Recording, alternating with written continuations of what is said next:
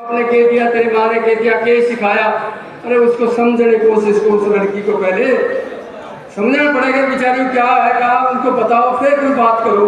परंतु उसके साथ ही मैं एक उन लड़कियों को कहना चाहता हूँ, हमारी यंग जनरेशन को कहना चाहता हूँ, मेरे छोड़ दो। हमारे संस्कार कहते हैं बेटी घर में नहीं रह सकती, सबने पता है, कोई कहने बात नहीं। 20-25 साल के बाद बेटी को भी जाना पड़ा। मेरा मायका है, जो भी है मायका है, ससुराल है, जो भी है वो यही घर है मेरा। और पति के आदर करना बहुत जरूर होता है। पति अगर बदमाशी करता है, शराबी है, कबाबी है, गलत काम करता है, उसको पढ़ो सरेआम 4 बहनें इकट्ठी करके खाओ, ये देखो इसको याद है। अगर किसी का करते कोई अगर जज के पास कलर कर दिया, ऑफिस लगी को सहनों लगी, क्या गलत काम करेंगे?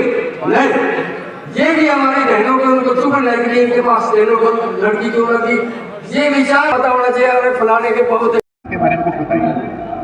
भारत रत्न जननायक कर्पूरी ठाकुर जी जो पिछड़ों, दलितों, शोषितों के मसीहा थे, उनकी जो अभी भारत सरकार ने जो भारत रत्न दिया है, उसी सिलसिले में हमारे विधायक जीत के आए हैं छत्तीसगढ़ से, उनका सम्मान समारोह और भारतीय जनता पार्टी के हम धन्यवाद करते हैं। इसी सिलसिले में हमने इस प्रोग्राम का आयोजन किया है। लेकिन हम मांग करते हैं कि सरकार सबसे पहले कर्पूरी फार्मूला लागू करे, जो पिछड़े और बिछड़े लोग हैं उनको समानता मिल सके। उसी सिलसिले में हम लोग इकट्ठे हुए हैं। हमारे यहाँ वरिष्ठ नेता चंद्रपाल सिंह जो बहुत वरिष्ठ नेता हैं पिछड़ों के, सुनीता शंकर राव जगताप जी जो महाराष्ट्र चल के आई हैं, हमारे छत्तीसगढ़ के विधायक रिकेश सैन जी पधारे हैं, उसके अलावा पूर्व जज जय सिंह जांगड़ा जी, हम सब लोगों के स्वागत के लिए ये प्रोग्राम की स्थापना की है। हमने आज की कर्पूरी भवन का उद्घाटन करने के लिए ये प्रोग्राम रखा है और हमने सेक्टर 12 में कर्पूरी भवन बनाया है, उसका उद्घाटन भी हम करेंगे। इसी कड़ी में मैं सबसे पहले आप सभी का धन्यवाद करता हूं कि आप पत्रकार छायाकार बंधुओं ने हमारे इस प्रोग्राम के बारे में सोचा और आप लोग आए, आपका अभिनंदन, स्वागत है। अब अगली कड़ी में चंद्रपाल जी बताएंगे। और उसका जो मेन मकसद है, अभी पिछले 36 साल से हम लड़ाई लड़ रहे थे इस बात को कि भाई कर्पूरी जी को भारत रत्न दिया जाए। तो इस बार केंद्र सरकार ने कर्पूरी जी को भारत रत्न दिया है, हम उनका भी धन्यवाद करते हैं। दूसरे जो भारत रत्न दिया गया है उसके साथ साथ जिस चीज़ के लिए कर्पूरी जी पूरे देश में विख्यात हैं, उन्होंने पिछड़ों को लेके एक फार्मूला बनाया था, कर्पूरी फार्मूला। हम चाहते हैं केंद्र सरकार से, हरियाणा सरकार से कि वो कर्पूरी फार्मूला लगाया जाए। मैं कर्पूरी फार्मूला के बारे में मोटा मोटी तौर पे आपको बता दूं। कर्पूरी जी का मानना ये था कि देश में 2 तरह का पिछड़ा वर्ग है। एक वो पिछड़ा वर्ग है जो भूमि से संपन्न है, लाठी से संपन्न है, जैसे जाट, गुजर, अहीर, लोधी, कुर्मी।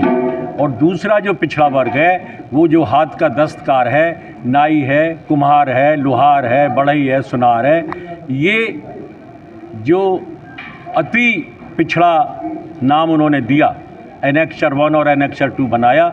इस वर्ग के लिए उन्होंने 1978 में जब वो बिहार के मुख्यमंत्री बने तो जो एक फार्मूला दिया, उस फार्मूले को केंद्र सरकार लागू करे। उसमें जो पिछड़ा वर्ग है, ये 4-5 जो मोटी जाति हैं, इनके अलावा जो नीचे का जो अति पिछड़ा वर्ग है, उसके लिए हम अपनी उसमें हिस्सेदारी चाहते हैं। और वो ना केवल दाखिला में और रिजर्वेशन नौकरी में हो, वो लोकसभा में हो, प्रदेशों की विधानसभा में हो, विधान परिषद में हो। इस वर्ग के लोग पैसे से गरीब हैं, संख्या में उन्हें कम आंका जाता है, अकेले उनकी संख्या कम है, लेकिन यदि वो पूरा अति पिछड़ा वर्ग मिल जाता है तो इस देश की 39 से 45% वो जातियां हैं। अभी कुछ दिन पहले बिहार सरकार ने जो आंकड़ा दिया उसमें 45% अति पिछड़ा वर्ग की काउंटिंग हुई है और अति पिछड़ा 45% को हटा के कोई भी सरकार नहीं बन सकती। उसी वर्ग में जनजागृति का जो आंदोलन हमारे साथी रामकिशन सेन जी चला रहे हैं हरियाणा में, उत्तर प्रदेश में हम चला रहे हैं, राजस्थान में दूसरे लोग चला रहे हैं। तो अति पिछड़े वर्ग को इकट्ठा करके जो कर्पूरी जी का सपना था, इन सत्ता के नज़दीक लाना, इनकी हिस्सेदारी दिलाना, ये हमारा मेन मकसद है। इसी संदर्भ में आज बड़ा काम रामकिशन जी ने ये किया है कि यहाँ पर कर्पूरी भवन का निर्माण कराया है, उसका आज उद्घाटन करेंगे। और यहाँ पर सिर्फ सेन समाज के लोग नहीं हैं, यहाँ पर जांगड़ा समाज, सेन समाज, कश्यप समाज, बैरागी समाज और तकरीबन आई रिमेंड एज जज 30 years और I prefer to give justice to downtrodden people. Please speak in Hindi, we have. तो मैं कहना चाहता हूँ कि हमारा जो पिछड़ा वर्ग है, ये जिसे चंद्रपाल जी ने बताया कि सभी जो टेक्निकली साउंड है, जो काम करते रहे, दस्तकार जिसे कहते हैं, उनके पास ज़मीनें ज़्यादा नहीं होती, नेचुरल है, परंतु उनका एक धैर्य जरूर है, उनका डिटर्मिनेशन जरूर है कि हम काम करके कमाएं। कभी भीख नहीं मानता ये समाज। आज ये भीख नहीं कह सकते, हम अपने राइट की बात कर रहे हैं। जैसे कर्पूरी ठाकुर हमारे दार्शनिक मतलब एक ऐसा इंसान कहें जो सारी उम्र जिस गरीब तबके के लिए लड़ते रहे और अल्टीमेटली उन्हें सत्ता तक पहुँचे। और जेपी आंदोलन का सबसे पहली पंक्ति में नाम आता तो इनका ही आता था। जब हम स्टूडेंट थे, पढ़ते थे, तो हम उनके अनुयायी के हिसाब से हम देखते मेहनतकार आदमी थे, और जो यहाँ इकट्ठे और सभी मेहनत थे। हम खास कर ये कहते कि देखो, किसी भी बरादरी को ऊंचा उठाने के लिए 3-4 चीज़ों की आवश्यकता होती है। पॉलिटिकल स्टैंड होना चाहिए, पॉलिटिकल पुश होनी चाहिए। दूसरा, एजुकेशन बहुत ज़रूरी होते हैं। मैं जाता हूँ, जहाँ भी जाता हूँ, मैं यही कहता हूँ कि एजुकेशन के ऊपर जोर दो अपने बच्चों को।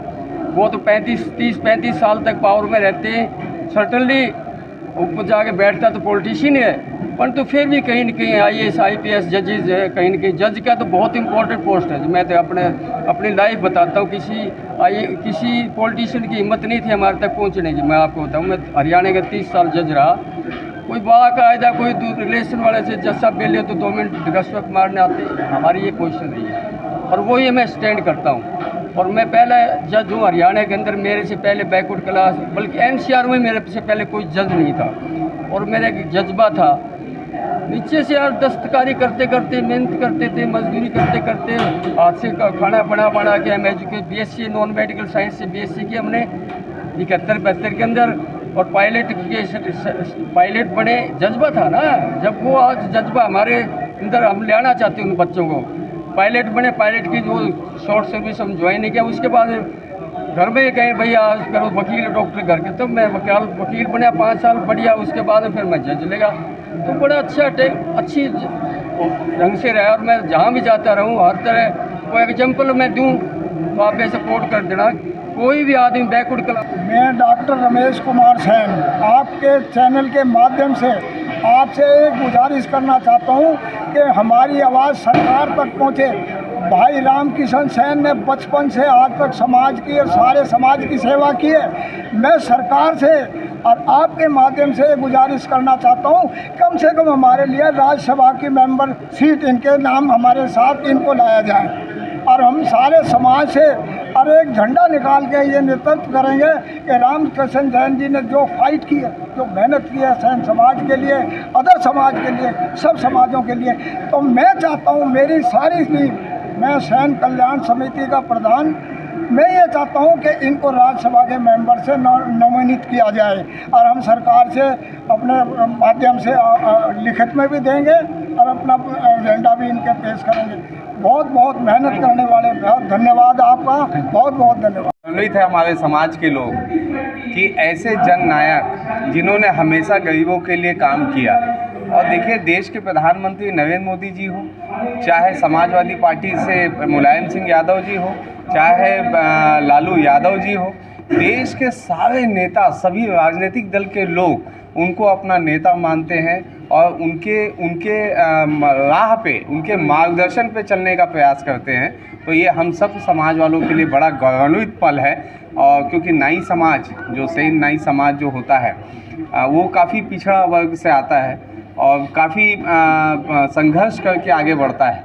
और ऐसे समय में अगर किसी हमारे समाज के जिसे लोग, हमारे लोगों को लोग दूसरी नज़र से देखते हैं, और देश के प्रधानमंत्री जी ने अगर उनको भारत रत्न से सम्मानित किया है तो ये हमारे लिए, पूरे देश के नाई समाज के लिए गर्व का विषय है और देशवासियों के लिए भी गर्व का विषय है। आज गुरुग्राम पहुंचे हैं तो कर्पूरी समाज का उद्घाटन भी करना है, तो सब क्या कहना है इसको लेकर? देखिए, लगातार जब से कर्पूरी ठाकुर जी को भारत रत्न मिला है, सेन नाई समाज में बड़ा जागृति का माहौल है और अलग अलग संगठन करके जो है सभी समाज के लोगों को एकत्रित करके समाज को नई दिशा देने का प्रयास चल रहा है। आज जो कर्पूरी ठाकुर जी के नाम से जो संस्था का आज यहाँ पे ऐलान होगा, जो कार्यक्रम यहाँ पे आयोजित किया गया है, मुझे ऐसा लगता है समाज का हर वर्ग जुड़ेगा और एक सकारात्मक दिशा में समाज चलेगा। पूरे भारतवर्ष में हमारा ये मुहिम रहेगा कि कर्पूरी ठाकुर जी की प्रतिमा हर राज्यों में लगे, हर जिलों में लगे, नगर निगम में लगे, नगर पंचायत में लगे, हमारे संत शिरोमणि सिंह जी महाराज की प्रतिमा लगे और इसको प्रेरणा लेते हुए जो नए जनरेशन है शिक्षा की ओर आगे बढ़ेंगे और शिक्षा की ओर जब आगे बढ़ेंगे तो निश्चित रूप से हमारे समाज में जागृति आएगी। Thank you. समाज के लोगों को बहुत ज़्यादा काम करना है ताकि महिलाएं बहुत ज़्यादा आगे होकर आगे आएँ और हमारे समाज को, जैसे और बाकी लोग अच्छे से शिक्षित होकर आगे बढ़ रहे हैं, IPS RS इतने सारे जो हमारे ऊंचे ऊंचे पोस्ट हैं उनमें जा रहे हैं, तो अगर हम शिक्षा को बढ़ावा देंगे महिलाओं के लिए तो वो भी बहुत अच्छा कर पाएंगे इस क्षेत्र। मैम, आज के समय बात कर ले, महिलाओं को कहीं ना कहीं आज भी जनरेशन बढ़ चुकी है लेकिन आज भी महिलाओं को शिक्षा के वंचित रखा जाता है किसी न किसी कारण से, तो क्या कहना है इसको लेकर? शिक्षा से वंचित इसलिए रखा जाता है कि महिलाओं को आज भी आगे नहीं बढ़ना दिया जाता है। जो सोच है ना लोगों की कि इनको बस थोड़ा सा घर के कामों में ही उलझा कर रख दिया जाए, तो उससे हमको थोड़ा सा आगे बढ़ना है कि घर के कामों के साथ साथ हम उनको शिक्षित भी करेंगे और जो बहुत सारे रोजगार की जो ट्रेनिंग्स होती हैं, जो छोटे छोटे सरकार के द्वारा ही आयोजित की जाती है, उन सब में अगर उनको पार्टिसिपेट करने दिया जाएगा ना तो वो बहुत आगे बढ़ेंगे।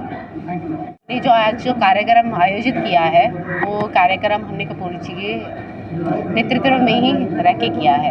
हम चाहते हैं जिस तरह से उन्होंने समाज के प्रति अपने कार्य को आगे बढ़ाया है, उन्होंने हमारे समाज के लिए बहुत प्रगति करी है, वो ही चाहते हैं कि हम भी अपना समाज में रहकर समाज के लिए और भी कार्य करें ताकि हमारा समाज और उन्नति कर सके। जो हमारा पिछड़ा वर्ग है उसको हम चाहते हैं कि हम भी कहीं एक स्थान घोषित किया जाए हमारे लिए भी और हम उसमें रहकर अपना कार्य कर सकें।